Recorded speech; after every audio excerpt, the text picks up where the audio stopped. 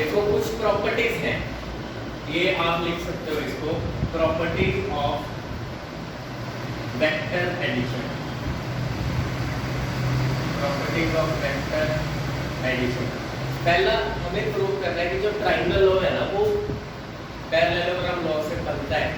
देखो यहाँ पे अगर पैरेललोग्राम लॉ लगाता हूँ मैं, AB vector plus AD vector equal to AC vector, है ना।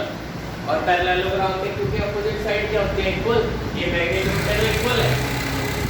अगर मैं यहाँ पे ऐसे डायरेक्शन, मैंने इसको क्या लिखा था P, इसको Q, अगर मैं इसकी डायरेक्शन भी ऐसे लिख दूं जैसे इसकी है, तो ये भी क्या हो जाएगा P। जैसे ये अगर मैं इसकी डायरेक्शन भी सेम दे दूं तो ये भी क्या हो जाएगा, Q हो जाएगा। ठीक है, अब इसके बाद आप कैसे लिखोगे इसको, जो AD है, जो AD है वो किसके इक्वल है, BC के इक्वल है। AD BC के इक्वल, इसके ऑपोजिट साइड ऑफ पैरेलल।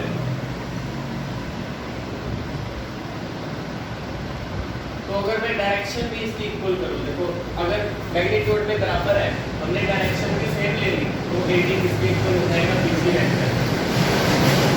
ठीक है, मान से पुट करो आप इक्वेशन 1, ये AB वेक्टर प्लस AD की जगह हम क्या लिखेंगे, BC is equal to AC। ये देखो आप AB प्लस BC, ये दो वेक्टर एक ही लाइन में हो गए और इनका resultant opposite AC। Triangle law बन गया। ट्रायंगल लॉ यही तो है कि अगर दो वेक्टर एक ही लाइन में AB DC, ये देखो एक ही ऑर्डर में है AB DC, इनका रिजल्टेंट थर्ड साइड लेके triangle which is triangle law, which is triangle. हो गया, पैरेललोग्राम से शुरू किया, ट्रायंगल लॉ में खत्म। ठीक है, एक और प्रॉपर्टी है, vector addition is commutative. Vector addition is commutative. हाँ जी,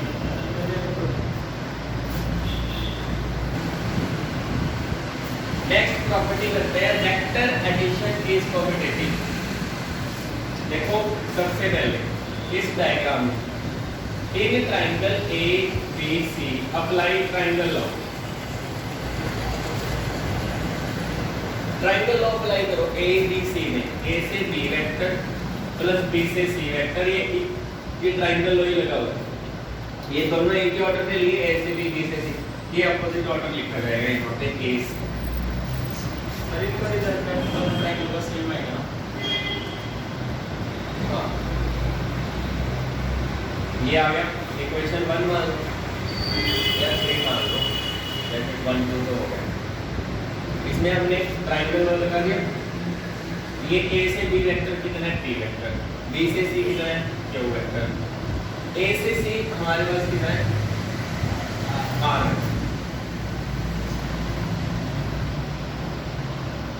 ठीक है, अच्छा अब ऊपर वाले ट्राइंगल में देखो, now in triangle ABC apply triangle.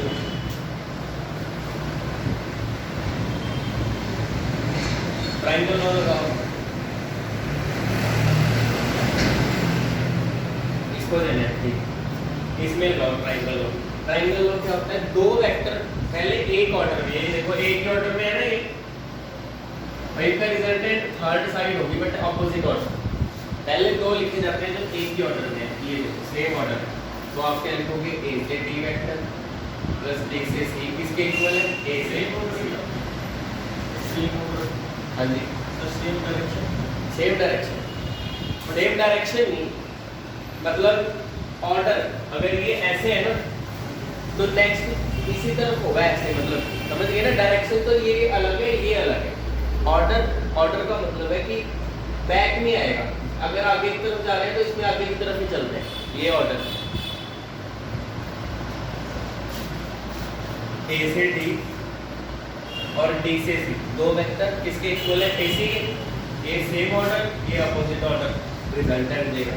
Value put करो, AD हमारे पास क्या है, क्या हो, DC हमारे पास क्या है, P और AC R फ्रॉम 3 and 4।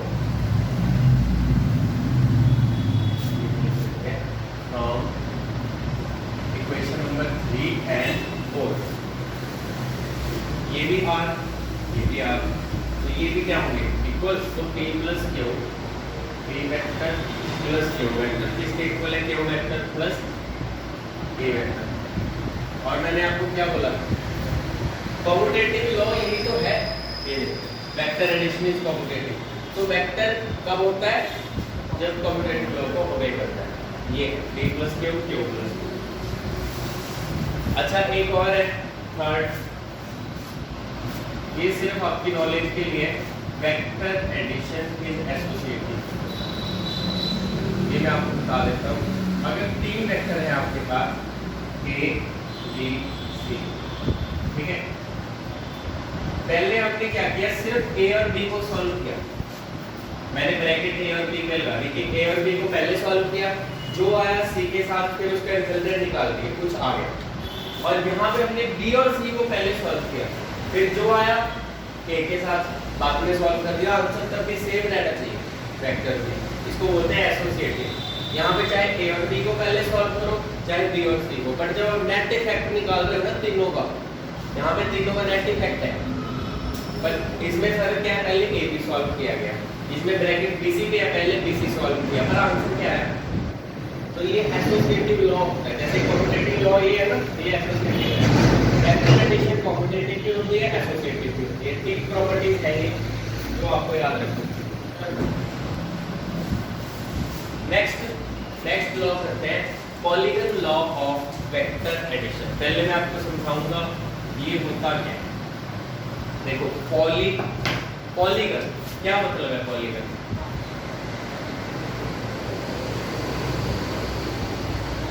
क्या मतलब है पॉलीगन का, वो तो पेंटागन होता है 5 साइडेड।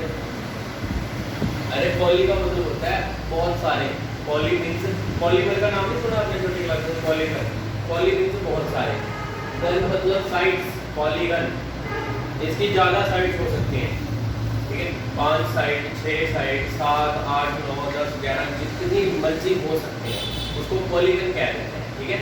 पॉलीगन में आप मैंने सबसे छोटा ड्रॉ कर लिया जिसकी 5 साइड है ये पॉलीगन है, बट कौन सा, ये पेंटागन है, 5 साइड वाला, 5 है ना, ठीक है। इसकी नेमिंग करिए O A L M N, ये मेरे पास पॉलीगन है।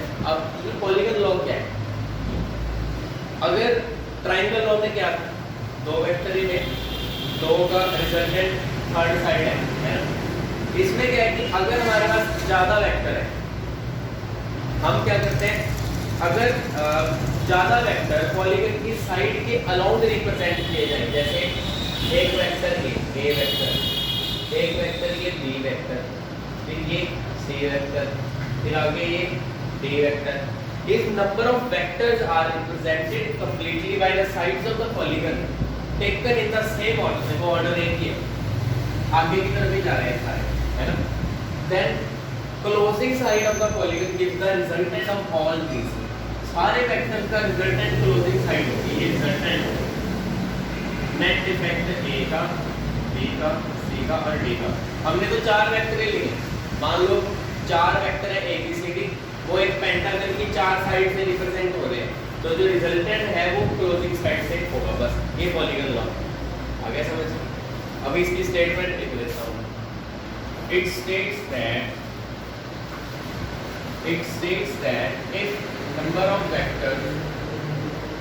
if number of vectors are represented completely, if number of vectors are represented completely by sides of polygon, then their resultant is given by the closing side of polygon. Closing side, if it states that if number of vectors are represented completely by the sides of polygon taken in the same order to लिखना, taken in same order,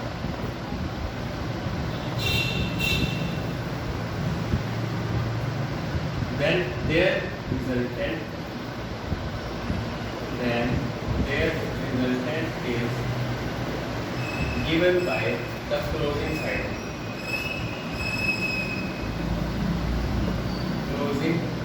of polygon। ये है polygon का। अब हम जो diagram है ये लेंगे, ठीक है। Let 4 vectors A vector, B vector, C vector and D vector are represented by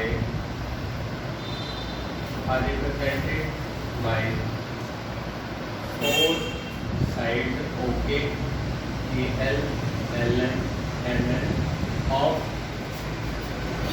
a pentagon। Pentagon की 4 साइडों से 4 वेक्टर रिप्रेजेंट हो रहे हैं। लास्ट साइड रिजल्टेंट होगी, वैसा नहीं है। Last side resultant.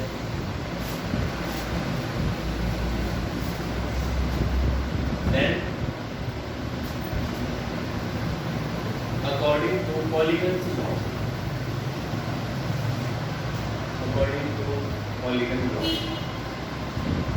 जो O से K वेक्टर प्लस K से L प्लस L से M, M से N, ये जितने वेक्टर हैं सारे क्लोजिंग साइड इक्वल होंगे O N but opposite order, ठीक है। ये हमने A लिया है, ये B, ये C, ये D और ये रिजल्ट है। ये है पॉलीगन लॉ। अब इसका प्रूफ करेंगे। ये तो मैंने जस्ट लिख दिया, होता क्या है।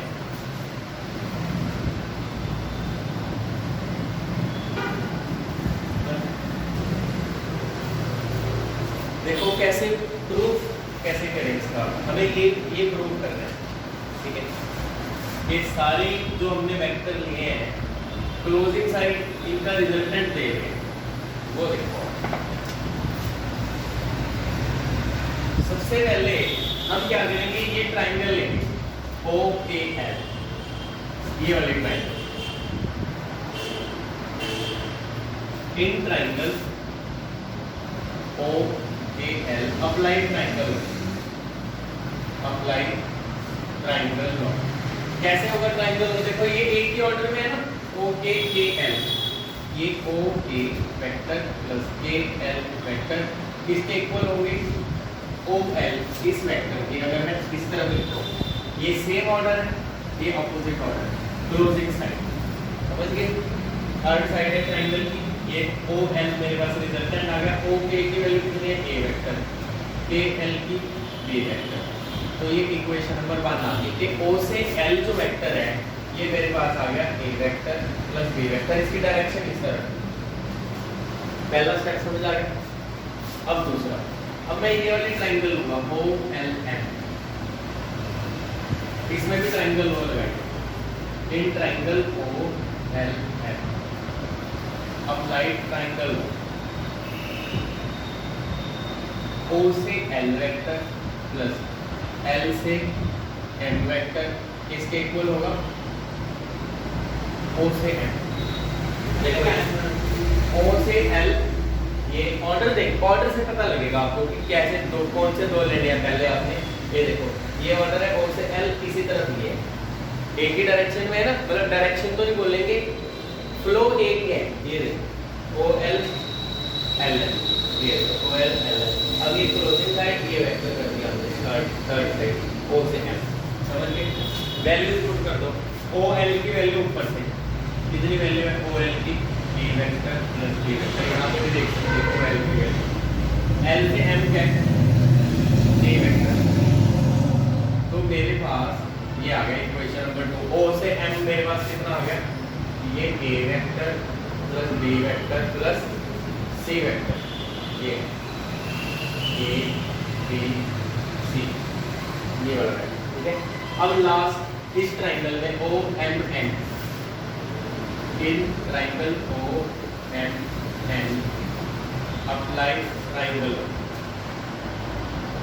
ट्राइंगल लॉ अप्लाई करिए। ये देखो एक ऑर्डर, ये इस तरफ, ये भी इसी तरफ, सेम ऑर्डर है।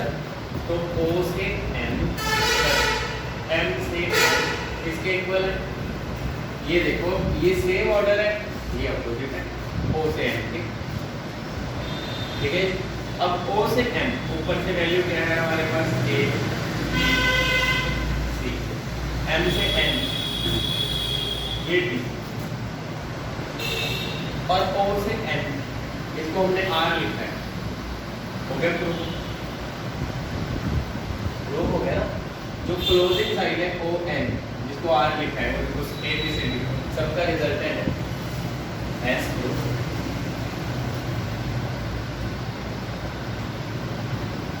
तो हमने ट्राइंगल लॉ का यूज करके पॉलीगन लॉ प्रूव कर दिया।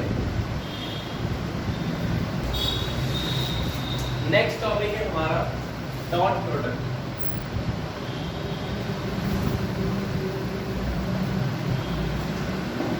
देखो जो डॉट प्रोडक्ट है इसका दूसरा नाम है स्केलर प्रोडक्ट। स्केलर प्रोडक्ट ये मैं आपको बता देता हूँ। मान लो हमारे पास दो वेक्टर हैं, और ये मैं आपको एक बार बता दूं, जो मैंने लिखा है ना डॉट प्रोडक्ट, जिसको स्केलर प्रोडक्ट बोलते हैं, ये दो वेक्टर्स का होता है। इसीलिए मैं आपको ये इस चैप्टर में करवा रहा हूँ, ठीक है? ये वेक्टर्स का होता है। अब मान लो मेरे पास दो वेक्टर हैं, ए वेक्टर बी वेक्टर। ये A vector dot B vector, ये डॉट प्रोडक्ट है, ऐसे लिखा जाता है, डॉट लिख देते हैं बीच में, ठीक है? तो इसका आंसर क्या आता है? पहले का मैग्नीट्यूड, मैं फॉर्मूला लिख रहा हूँ ये, ठीक है? ये फॉर्मूला आपको बता रहा हूँ मैं कि ए और बी का डॉट प्रोडक्ट कैसे आएगा। पहले का मैग्नीट्यूड, दूसरे का magnitude, cos of the angle between them, ठीक है? और ये मान लो ए वेक्टर है मेरे पास, ये कोई बी वेक्टर है, दोनों के बीच में एंगल है थीटा, किसी एंगल पे इंक्लाइन है, तो उनका जो डॉट प्रोडक्ट है उसका मतलब ये है ए डॉट बी करके क्या आएगा, ए बी कॉस, ये ठीक है, ए बी कॉस थीटा। ये फिलहाल आपको ये फॉर्मूला याद रखना है, डन? ठीक। अब देखो इसकी कुछ प्रॉपर्टीज हैं डॉट प्रोडक्ट की, ये मैं आपको करवाऊंगा कुछ इसकी प्रॉपर्टीज, जैसे कि ये तो इसका मेन फॉर्मूला है। अब इसकी कुछ प्रॉपर्टीज,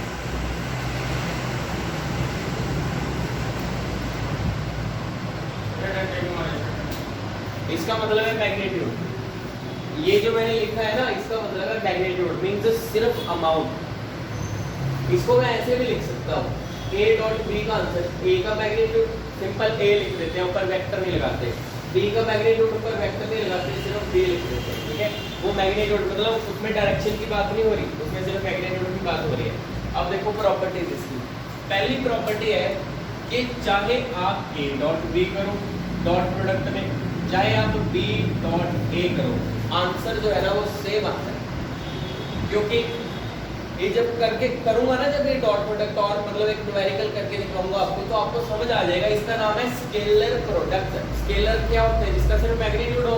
तो ना जब ये करते हैं ना, तो एक नंबर आता है बस आपके पास, रिजल्ट जो आता है उसका मैग्नीट्यूड होता है, बस डायरेक्शन आती ही नहीं इसमें कभी, सिर्फ मैग्नीट्यूड। तो ये तो मैग्नीट्यूड है, ये भी मैग्नीट्यूड, ऑब्वियसली मैग्नीट्यूड तो 2 into 4 करो, 4 into 2 करो, तो मैग्नीट्यूड में तो सेम ही आएगा, डायरेक्शन में फर्क पड़ जाता है। पर यहाँ तो इसमें डायरेक्शन नहीं होती कभी डॉट प्रोडक्ट में।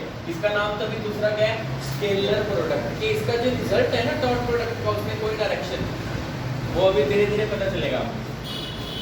पहली प्रॉपर्टी, चाहे आप a डॉट b करो चाहे b डॉट a करो, जो आंसर है वो बिल्कुल सेम आएगा, ठीक है? अब दूसरी प्रॉपर्टी आपको बताता हूँ इसकी। अगर हम सेम वेक्टर्स का डॉट प्रोडक्ट करें, सेम दो वेक्टर्स का, अगर मैं a डॉट a लिखता हूँ, अब देखो पहले का मैग्नीट्यूड, दूसरे का मैग्नीट्यूड कॉस और एंगल। एक वेक्टर का अपने आप के साथ क्या एंगल होगा? कुछ भी नहीं। ये वेक्टर है a, दूसरा भी इसी डायरेक्शन में, सेम डायरेक्शन में, एंगल 0, दूसरा भी वही है ना, अपने आप के साथ कभी कोई एंगल नहीं होता। और cos 0 पे क्या होता है? cos 0 पे 1 होता है, तो ये a into a का स्क्वायर आता है। तो ये भी आपको पता होना चाहिए कि एक डॉट प्रोडक्ट अगर आप सेम करते हो, same vector dot product same vector, तो क्या आएगा? a स्क्वायर, उसका स्क्वायर हो जाएगा। तीसरा, अगर a वेक्टर परपेंडिकुलर हो b वेक्टर की, अगर ये दोनों परपेंडिकुलर हो तो क्या आएगा? Dot product. देखो पहले का मैग्नीट्यूड, दूसरे का magnitude, cos of the angle. अब a डॉट b, a और b में एंगल कितना है 90, cos 90 में 0 होता है, 0 समथिंग 0 into समथिंग 0, तो a डॉट b आपके पास आएगा 0। ये याद होना चाहिए आपको, ये भी ठीक है। अगर आप a डॉट b करते हो 0 आ जाता है, इसका मतलब है a और b क्या है आपस में परपेंडिकुलर है। इसमें एक और प्रॉपर्टी आप याद रखो कि ये जो डॉट प्रोडक्ट है ओबे करेगा डिस्ट्रीब्यूटिव लॉ। बहुत सिंपल है, देखो डिस्ट्रीब्यूटिव लॉ का मतलब मेरे पास है a वेक्टर डॉट, यहाँ पे है b प्लस, ये पूरा एक वेक्टर है b plus b, dot product करना है इसके साथ, तो पहले a b के a का डॉट प्रोडक्ट b के साथ होगा, जैसे मल्टीप्लाई नहीं करते हैं ब्रैकेट ओपन करके, है तो प्रोडक्ट ही है ये भी, a का b के साथ प्रोडक्ट प्लस फिर a का c के साथ। तो मैंने a को डिस्ट्रीब्यूट कर दिया ना अंदर, b को भी दे दिया, c को भी दे दिया, डिस्ट्रीब्यूशन, इसीलिए इसको बोलते हैं डिस्ट्रीब्यूटिव लॉ। तो आप डिस्ट्रीब्यूट कर सकते हो ऐसे, बस ये चार प्रॉपर्टीज हैं, ठीक है, डॉट प्रोडक्ट की, ये नोट कर लो आप, फिर आपको थोड़ा और बताऊंगा इसके बारे में। इसके बाद जो डॉट प्रोडक्ट में आपको याद रखना है वो देखो, आपको बताया था x एक्सिस की डायरेक्शन कौन सा यूनिट वेक्टर देता है i, y एक्सिस की direction j unit vector, z axis की direction k, i j k, ठीक है। अब मान लो मैं i डॉट i करता हूं, यूनिट वेक्टर का dot product, i dot i क्या आएगा मेरे पास, पहले का मैग्नीट्यूड फिर दूसरे का magnitude, cos of angle between them, i का i के साथ, i की डायरेक्शन ये है, इसका अपने आप के साथ क्या एंगल है, कुछ भी 0। और मैंने आपको बताया था यूनिट वेक्टर का मैग्नीट्यूड क्या रहता है, यूनिट वेक्टर जो होते हैं वो डायरेक्शन देते हैं, उनका मैग्नीट्यूड क्या होता है 1, उसका नाम ही है यूनिट वेक्टर, यूनिट मतलब 1, तो इनका मैग्नीट्यूड 1 होता है, तो इसका मैग्नीट्यूड 1, ये भी 1, cos 0 पे भी 1, आंसर क्या आएगा। तो अगर आप ना यूनिट वेक्टर का यूनिट वेक्टर के साथ डॉट प्रोडक्ट करोगे 1 आएगा, बेशक अभी मैंने किया i डॉट i, आप चाहे j डॉट j करो, भी यूनिट वेक्टर है, 1 आएगा, आप चाहे k डॉट k करो, आंसर क्या है 1। अब देखो अगर मैं करूं i डॉट j, अब तो सेम के ऊपर अगर डिफरेंट आ रहा है i डॉट j का क्या आएगा, देखो पहले का मैग्नीट्यूड दूसरे का magnitude, cos of angle between them, i और j में क्या एंगल, ये i ये j 90 डिग्री, cos 90 में 0, ये समझ गए। अगर आप डिफरेंट के साथ करोगे ना, जैसे i का j के साथ, j का k के साथ डॉट प्रोडक्ट, फिर k का i के साथ, वो सब 0 है। ये न्यूमेरिकल में इसकी जरूरत पड़ती है i j k की, इसलिए मैंने आपको बता दिया, ठीक है। सेम का सेम के साथ करोगे 1, अगर अलग हो गई डॉट प्रोडक्ट में 0।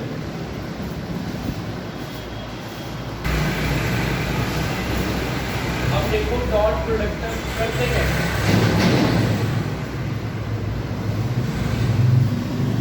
डॉट प्रोडक्ट कैसे किया जाता है। मान लो मेरे पास a कोई वेक्टर है i vector plus 2j plus 3k, ये कोई वेक्टर है, जो वेक्टर है ना एक्चुअली पोजीशन है, ये जैसे ये स्पेस है, ये कोऑर्डिनेट एक्सिस मैंने बना दिया, ठीक है।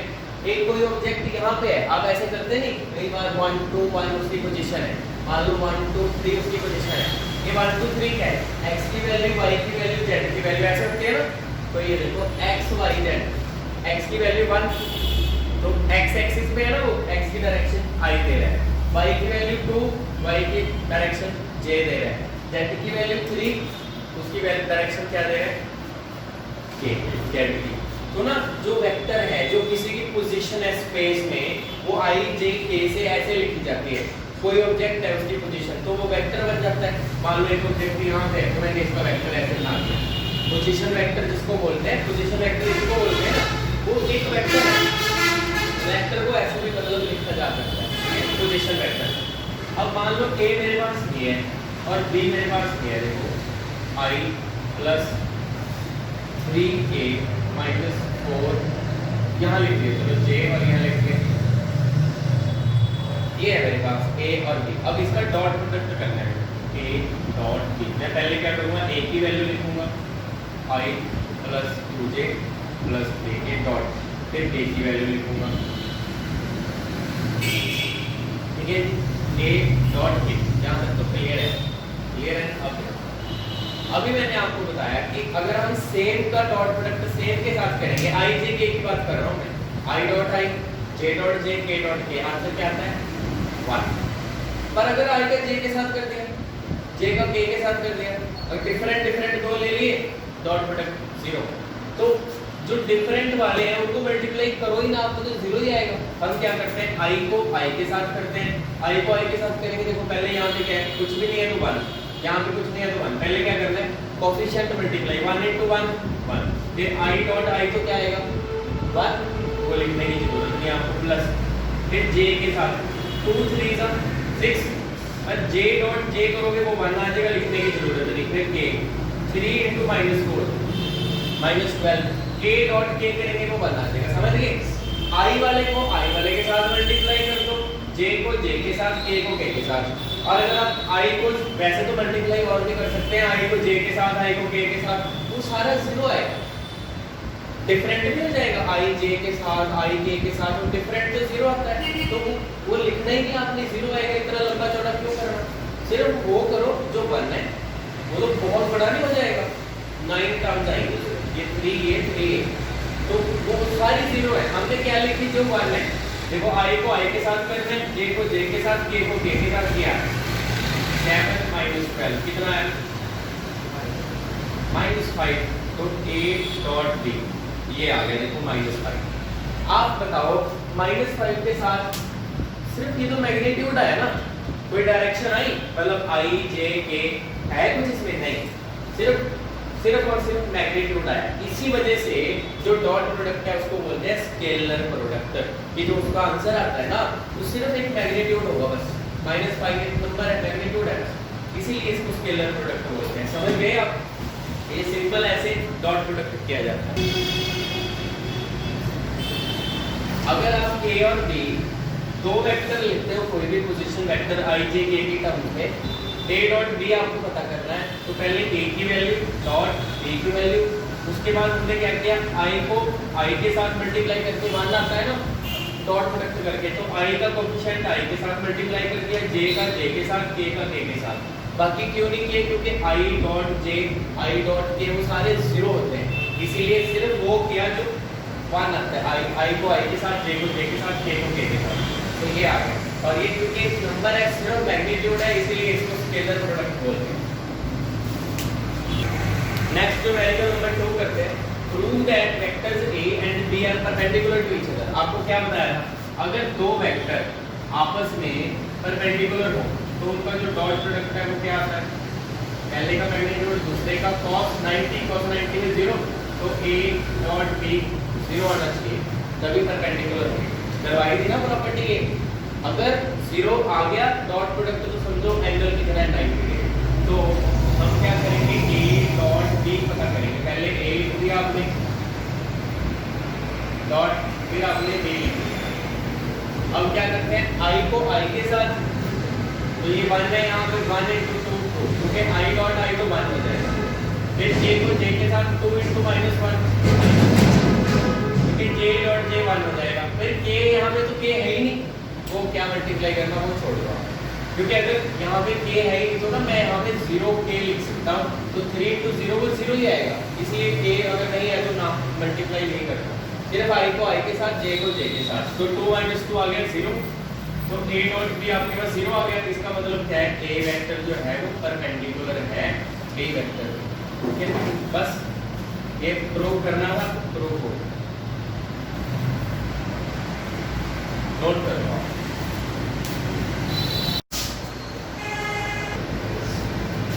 न्यूमेरिकल नंबर 3 करते हैं, एक vector r is equal to a minus b, show that r square is equal to a square plus b square minus 2ab cos theta क्या है, a के और b के बीच में एंगल है, ये कोई ए है, ये बी, इनके बीच में एंगल है थीटा।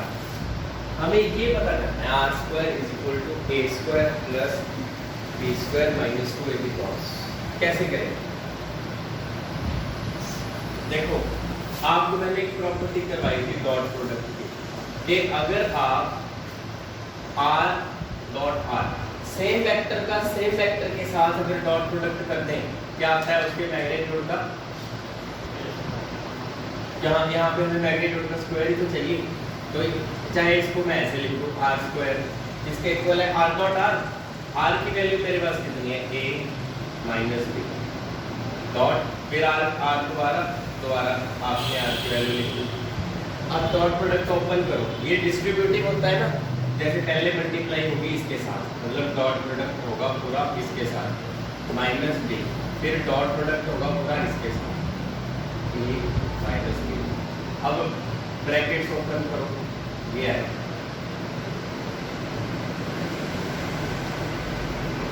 माइनस माइनस प्लस,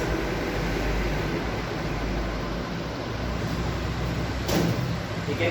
अब देखो a डॉट ए, जैसे आपने r डॉट r का स्क्वायर लिख दिया, सिमिलरली a डॉट a क्या लिखोगे आप, a का स्क्वायर लिखोगे, है ना।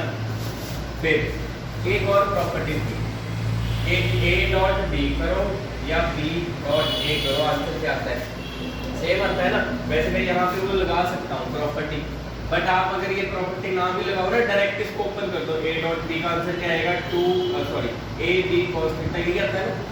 डॉट प्रोडक्ट हटा के पहले का मैग्नीट्यूड दूसरे का, मैंने वेक्टर तो नहीं लिखा ना ऊपर, मैग्नीट्यूड ही है बस, पहले का मैग्नीट्यूड दूसरे का cos थीटा, b का और a का कुछ नहीं आएगा, पहले का मैग्नीट्यूड दूसरे का cos थीटा। फिर b डॉट b जैसे r डॉट r स्क्वायर कर दिया आपने, b डॉट b को भी क्या लिखो, b स्क्वायर।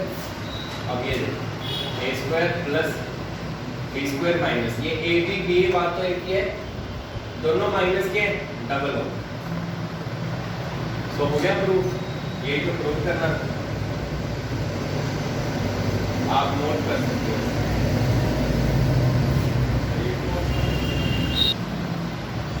नेक्स्ट वेरिएबल करते हैं, determine the value of n so that these two vectors are perpendicular. हमें गिवन है कि a वेक्टर जो है वो परपेंडिकुलर है b, देयरफॉर उनका जो डॉट प्रोडक्ट है वो 0 के इक्वल होगा। ये इसमें यूज होगा डॉट प्रोडक्ट टू 0, क्योंकि वो परपेंडिकुलर है, परपेंडिकुलर में डॉट प्रोडक्ट हमेशा 0 आएगा, ठीक है। सो a की वैल्यू आपने पुट करनी है, डॉट b की वैल्यू इज इक्वल टू 0। अब कैसे करते हैं डॉट प्रोडक्ट, i के साथ i को 2 5 into -1 -5 प्लस n 2 minus 5, तो n आपके पास कितना आ गया, ये note. Next variable number 5, find the angle between the two vectors a vector and b vector. देखो हमें ये पता है, अभी ये लिखना बता, क्योंकि ये मैं दूसरे नंबर पे करेंगे, पहले कुछ और पता करेंगे, लाइन एक लगा लेंगे, ठीक है। हमें पता है कि डॉट प्रोडक्ट क्या आता है, पहले का मैग्नीट्यूड फिर दूसरे का मैग्नीट्यूड फिर cos थीटा, यही आता है ना। पर अगर मैं ये cos थीटा एक साइड कर लूं तो मेरे पास क्या आया, a डॉट b, ये डिवाइड ये डिवाइड पे नीचे आ जाएंगे, ठीक है। cos थीटा आपके पास ये आ गया। अब हमें क्या क्या चाहिए, एंगल यहाँ से पता हो सकता है, इसमें कितना है ना, एक तो a डॉट b चाहिए, फिर a का मैग्नीट्यूड चाहिए और b का मैग्नीट्यूड चाहिए। आप a डॉट b कैसे करोगे, ये तो आपको आता है, a की वैल्यू पुट करो डॉट फिर b की वैल्यू,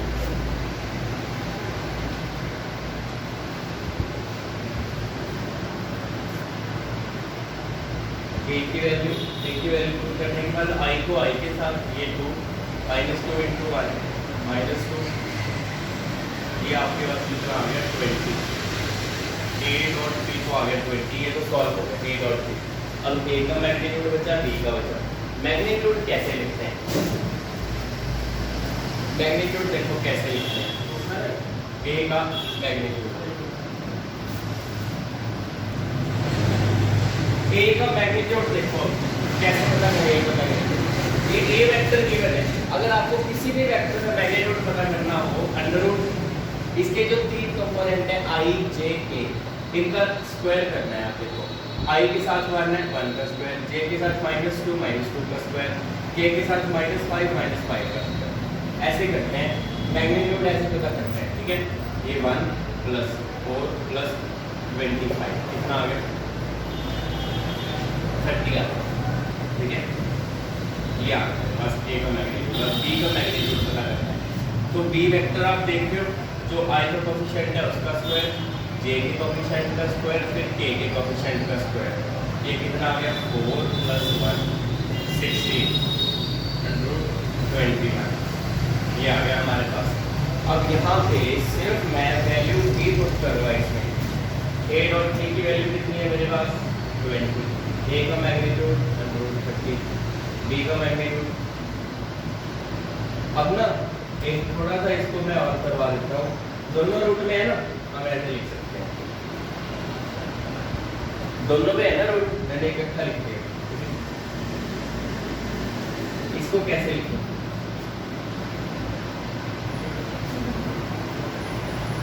ऐसे बढ़ेगा, ये पहले 3 to the 6 6 5 से 30, 3 7 से 21। अब देखो ये 3 पेयर बन रहा है, तो 3 तो आउटसाइड, अंदर और कुछ नहीं हो सकता। 5 to the 10 into 7 इसका आप कुछ नहीं कर सकते। ठीक है ना, तो आप कैसे लिखोगे अब इसको cos थीटा, तो आप थीटा कैसे लिखोगे अगर बाई चांस ऐसे आ जाता है? नहीं तो ऐसे भी आ सकता है, तो cos थीटा 1/2 1/√2 √3/2 जैसे आपने वैल्यू लर्न की होती है 10th क्लास तक। अगर इसके बाद आपको करना है, कैसे करोगे, cos दूसरी तरफ cos इनवर्स करके लिखो बस, ये आंसर है। जब cos दूसरी तरफ जाएगा ना, थीटा यहाँ पे बचेगा, वो cos इनवर्स करके लिख देते हैं, यही आंसर है। ठीक है, आप नोट कर लो।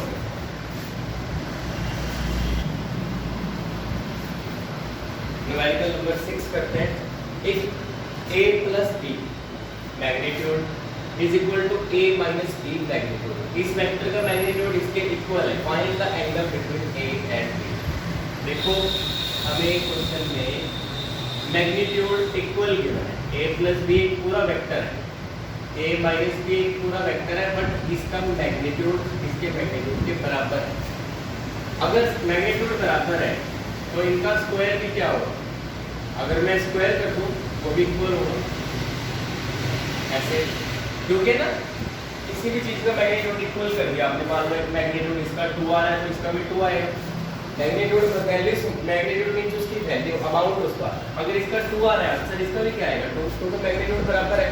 अब मैं अगर स्क्वायर भी कर दूं तो सेम आएगा ना, स्क्वायर भी सेम आता है। अब मैंने स्क्वायर क्यों किया, क्योंकि ये प्रॉपर्टी यूज करेंगे। आपको मैंने ये प्रॉपर्टी करवाई थी कि एक वेक्टर का उसी वेक्टर के साथ अगर डॉट प्रोडक्ट करते हो तो क्या आता है, वेक्टर का स्क्वायर, मैग्नीट्यूड का स्क्वायर आता है। यहाँ पे देखो मैग्नीट्यूड का स्क्वायर है ना, मैग्नीट्यूड का स्क्वायर है तो मैं कैसे लिख सकता हूँ, same vector dot product same vector, तो इसका आंसर क्या आएगा, वेक्टर तो सेम ही है, इसके मैग्नीट्यूड का स्क्वायर। सिमिलरली यहाँ पे देखो मैग्नीट्यूड का स्क्वायर क्या आएगा, same vector dot product same के साथ, इस दोनों सेम होने चाहिए। क्लियर है? अब डॉट प्रोडक्ट ओपन कर दो आप, जैसे ब्रैकेट्स ओपन करते हो ना, a का डॉट प्रोडक्ट इस पूरे के साथ, फिर प्लस b और इसका डॉट प्रोडक्ट इस पूरे के साथ। सिमिलरली b, इसका डॉट प्रोडक्ट इस पूरे के साथ माइनस b डॉट प्रोडक्ट इस पूरे के साथ।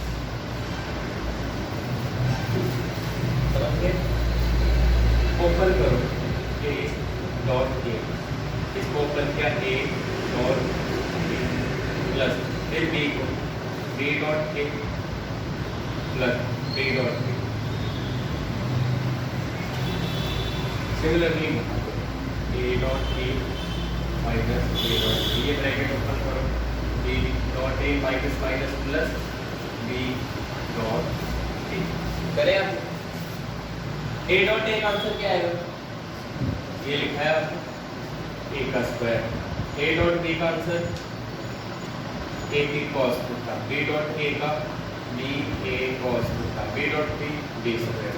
Similarly a square minus a b cos theta minus b a cos theta plus b square. क्या होता है, किसी को कोई प्रॉब्लम? सेम यूज किया हमने क्वेश्चन में मैग्नीट्यूड है कि मैग्नीट्यूड, ब्रैकेट में मैग्नीट्यूड है। मॉडुलस का मतलब होता है अगर मॉडुलस लगा है इसका मतलब मैग्नीट्यूड है। सर नीचे अभी ब्रैकेट कैसे? कहाँ पे? मैंने डायरेक्शन कहाँ लिखी? ये प्रॉपर्टी लगाई है यहाँ तक। तो मैग्नीट्यूड का अगर मैग्नीट्यूड बराबर है तो उसका स्क्वायर भी इक्वल होगा ना। तो ये स्क्वायर कैसे बनता है? अगर एक वेक्टर के साथ आप दूसरा वेक्टर का डॉट प्रोडक्ट करते हो, प्रॉपर्टी यूज किया, ठीक है। तो मैं वेक्टर लिखूंगा ना, वेक्टर लिख रहा हूँ तो मैं फिर ब्रैकेट लगाऊंगा, समझ के? ब्रैकेट लगाई, एक वेक्टर लिखा है, मॉडुलस लगा के मतलब उसका मैग्नीट्यूड लिखा है। आप सारा एक साइड ले आओ, ये डबल हो गया, A B cos B A cos double हो गया, ठीक है। सेम तो है, ये भी इस तरफ ले आओ, ये माइनस आ जाएगा, ये प्लस, ये भी प्लस, ये माइनस, यहाँ जीरो बचा। देखो ए स्क्वायर के साथ ए स्क्वायर, बी स्क्वायर के साथ बी स्क्वायर कैंसिल। ये देखो ए बी कॉस, ये भी बी ए कॉस, बात तो एक ही है, दो ही है, कितने हुए टोटल? 4 हो गए, 2 3 4 हो रहा है ना। हमें तो एंगल पता करना है ए और बी के बीच में, ये है थीटा। अब कॉस थीटा क्या हुआ है? ये सारा इस साइड आके 0 से डिवाइड होके ये पूरा डिवाइड होके खत्म। कॉस थीटा 0 कितने पे होता है? 90 डिग्री में होता है, मतलब 90 डिग्री एंगल है, बस ए और बी परपेंडिकुलर है।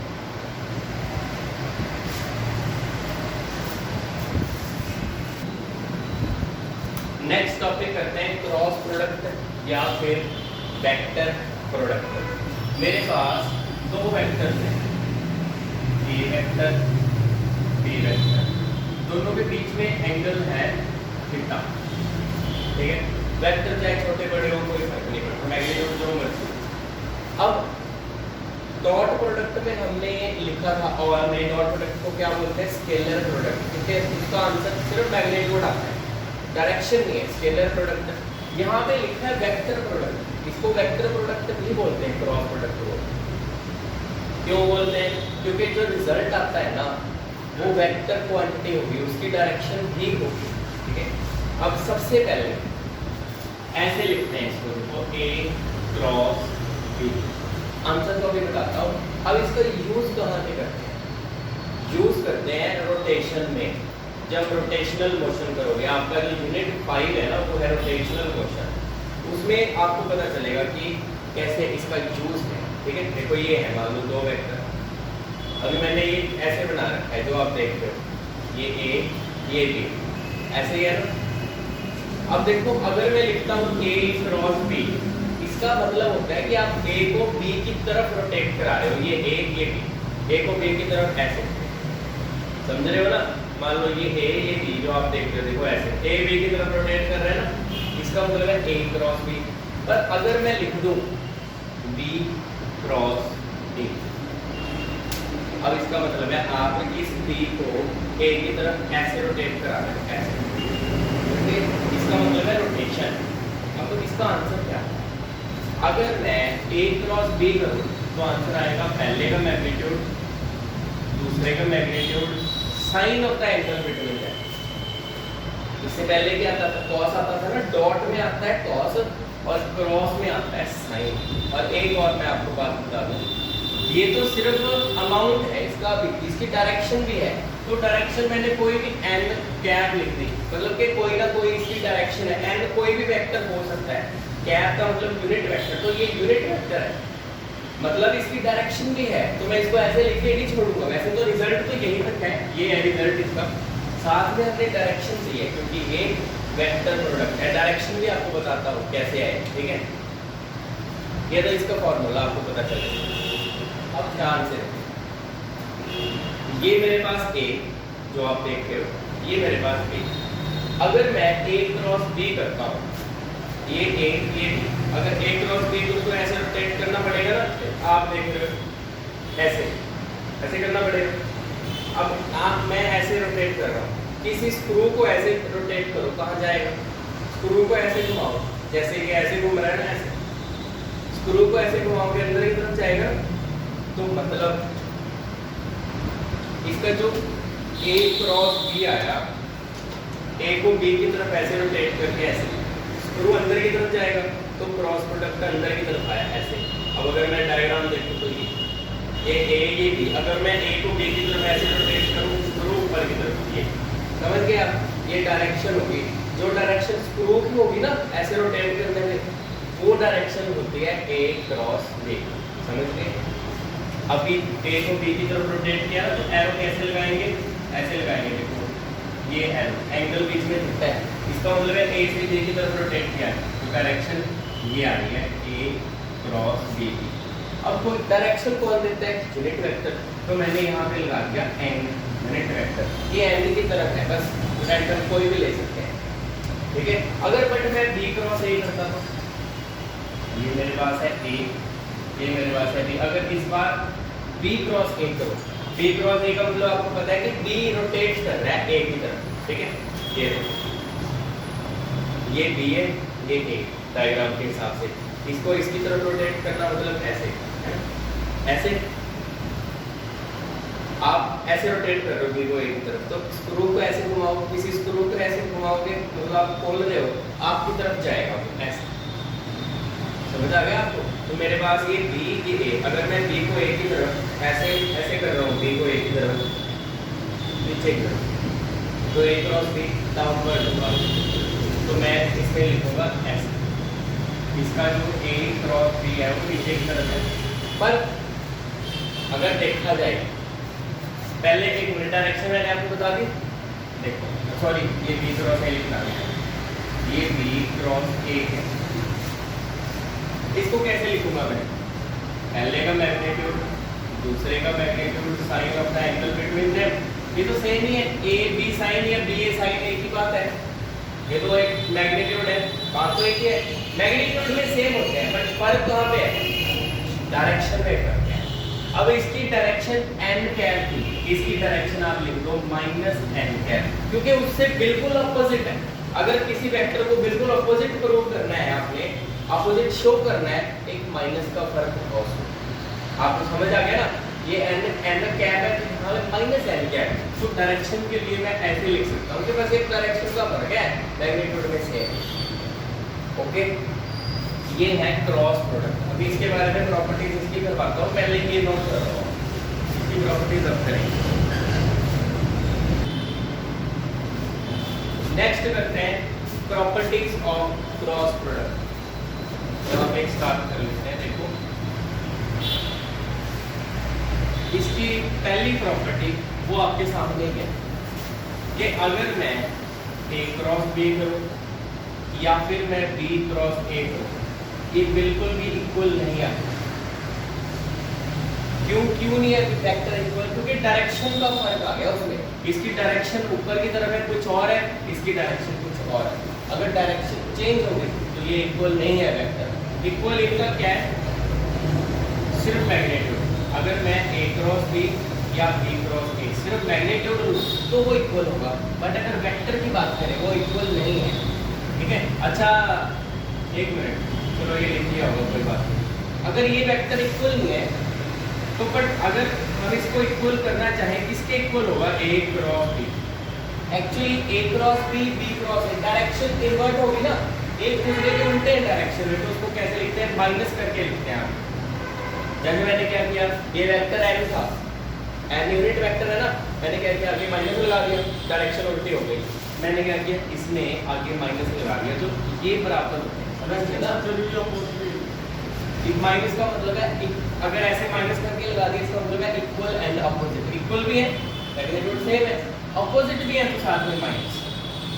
समझ गए? ये पहली प्रॉपर्टी में मैंने तीन चीजें आपको बताई। दूसरी प्रॉपर्टी, अगर मैं A क्रॉस A करूं तो मेरे पास क्या है? Same vector cross same vector. फॉर्मूले के हिसाब से करते हैं। पहले का मैग्नीट्यूड, फिर दूसरे का मैग्नीट्यूड, फिर sine of the angle between them. Same में एंगल क्या होता है, ए का ए के साथ एंगल क्या है, 0। साइन 0 पे क्या होता है, 0। साइन 0 पे 0। तो अगर सेम वेक्टर का एक वेक्टर का उसी के साथ अगर क्रॉस करोगे तो आंसर आएगा 0 बस। ये दूसरी प्रॉपर्टी। अब करते हैं तीसरी प्रॉपर्टी।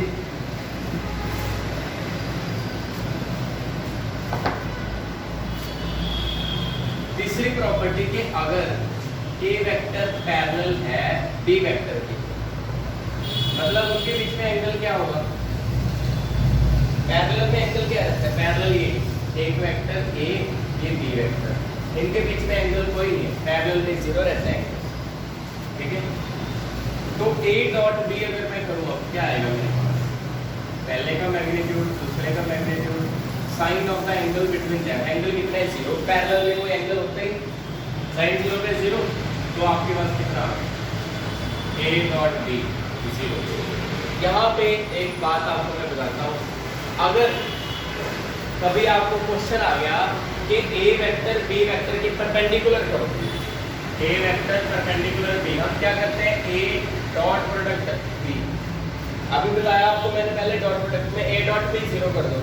पर अगर पैरेलल आ जाए ना कि प्रूव करो पैरेलल है, तो ए क्रॉस बी 0 करना है, वो आपके सामने है। देखो ए सॉरी मैंने डॉट लिख दिया यार, सॉरी क्रॉस आएगा, वो फ्लो है ना, ए क्रॉस बी कर रहे हैं ना, क्रॉस में आता है साइन, तो ए क्रॉस बी अगर 0 आता है वो पैरेलल होंगे, अगर ए डॉट बी 0 आता है वो परपेंडिकुलर होंगे। समझ गए आप?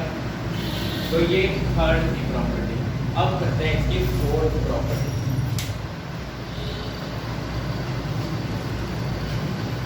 फोर्थ प्रॉपर्टी है इट ओबेज डिस्ट्रीब्यूटिव लॉ।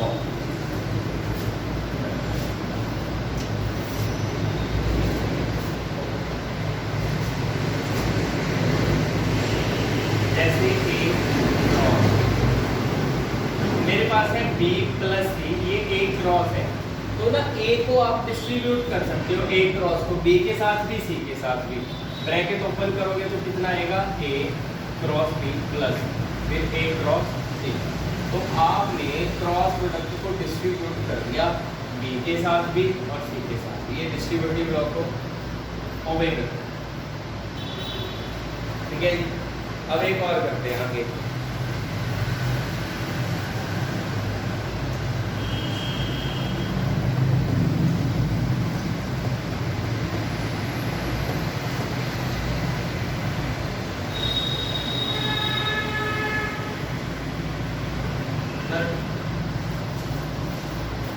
ये लिख लो, जो नेक्स्ट है ना फिफ्थ इंपॉर्टेंट है, ये अभी कराता हूँ।